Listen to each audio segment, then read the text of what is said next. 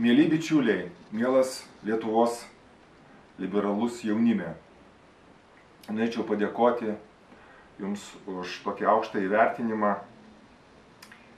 ir man suteikto tokio gražaus vardo labiausiai laisvei nusipelniusio žmogaus šių metų. Ir mane tai labai džiugina, nes labai vertinu jaunimą ir su jaunimu daug bendradarbiauju, bendrauju. Na ir pats noriu visada būti jaunas.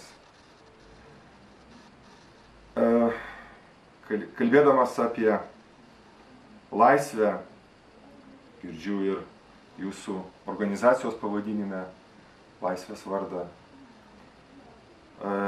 Jaučiu visada, kokia įdomi tai tema ir koks tai yra didžiulis iššūkis mums visiems. Ir kaip aš pats ir šalia manęs draugai mokosi laisvės,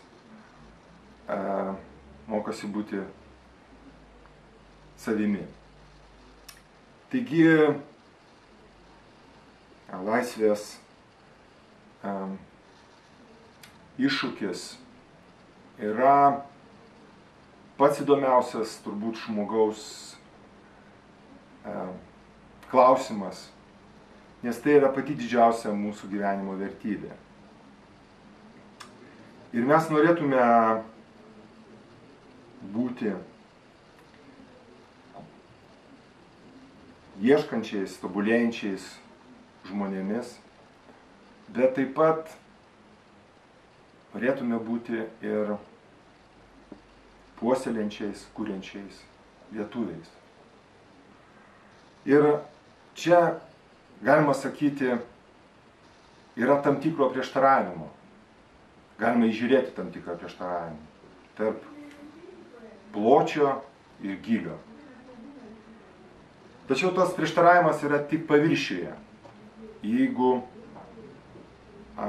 įsigilinsime į pačią esmę, suprasime, kad laisvas pasauliui ir ištikimas savo, tai yra pati pakiliausia būsena, kokią galime patirti. Taigi, būtent atsivėrimas,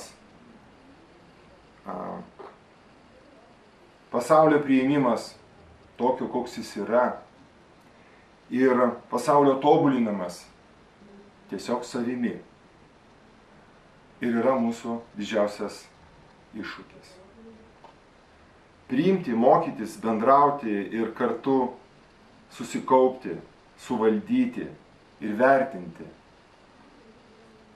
Tai reiškia vienu metu būti ir turėti. Būti laisvu ir turėti save.